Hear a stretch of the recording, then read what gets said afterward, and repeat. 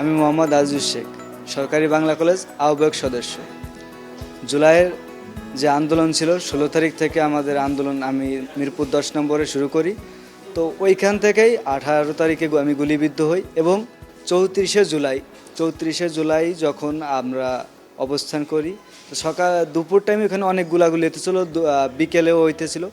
তো তৎক্ষণিক যখন পুলিশ ঘেরাও করে এবং আমাদের চারিদিক থেকে ছাত্রলীগ পুলিশ ঘেরাও করে, তো আমার যত ভাই বোনেরা ছিল সবাই পিছন দিকে চলে যাইতেছিল, মানে সামনের দিকে কেউই আগাইতেছিল, মানে এক পা আগাইলে দুই পা পিছ হইতে যাইতেছিল।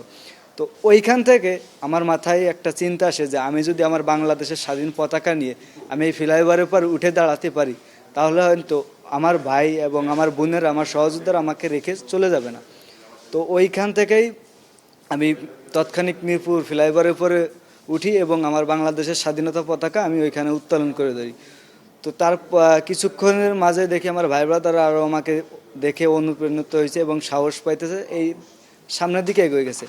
এরপরে 18 তারিখে গুলিবিদ্ধ হওয়ার পরে 19শে জুলাই আমি গ্রেপ্তার হই এবং গ্রেপ্তার হওয়ার পরে আমাকে মেট্রো রেল পোড়ানোর যে একটা অপবাদ যেটা দেওয়া হয় আমাদের, যে আমাদের ওইখানে একটা প্যারাগ্রাফ লেখা হয়েছে। তো এখানে আমরা 20 জন ছিলাম, 20 জনের কি আমরা স্বীকারোক্তির দিনে আমাদের 2 দিন যাবত অনেক টর্চার করে। তো এক পর্যায়ে বের হই 23 তারিখ বের হয়ে আমি আবারও আন্দোলনে আসি।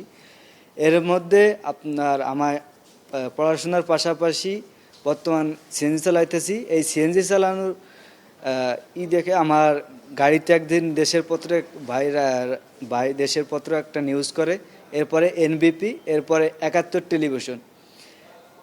টেলিভিশনের নিউজ দেখে অতিরিক্ত প্রেস সচিব আতিকুর রহমান রুমন ভাই দেখেন বিষয়টি, দেখে মাননীয় প্রধানমন্ত্রী জনাব তারেক রহমানকে জানান। তো উনি বিষয়টা দেখে আমাকে এখানে ডাকেন এবং আমি যখন যাই আমাদের মাননীয় প্রধানমন্ত্রী জনাব তারেক রহমান, আমি ভিতরে ঢোকার মাত্রই যখন আমার নাম ধরে ডাক দিছে, আসলে এই যে অনুভূতিটা, এটা ভাষায় প্রকাশ করার মতো না। যে আমাদের একজন মাননীয় প্রধানমন্ত্রী, আমি ভিতরে ঢোকার মতো আমার নাম ধরে ডাকছে এবং তিনি আমার ভিডিওটি দেখছে।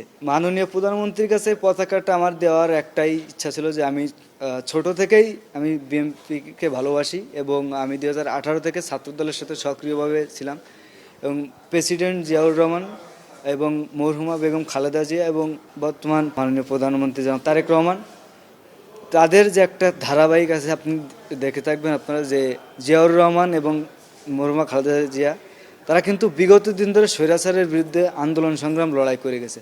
তো ওইখানে কিন্তু আমাদের চেয়ারম্যান স্যার একজন আন্দোলন সংগ্রাম করা।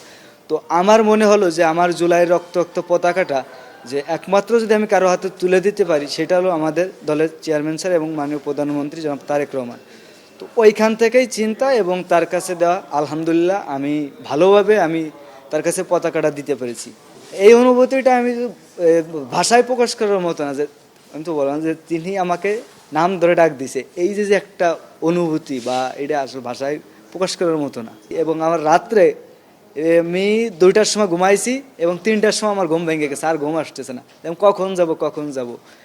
তো সব মিলে আলহামদুলিল্লাহ যে আমি আমার দলের চেয়ারম্যান এবং বর্তমান যে বাংলাদেশের প্রধানমন্ত্রী জনাব তারেক রহমানের হাতে পতাকাটা তুলে দিতে পারছি, তাই আমি খুবই আনন্দিত।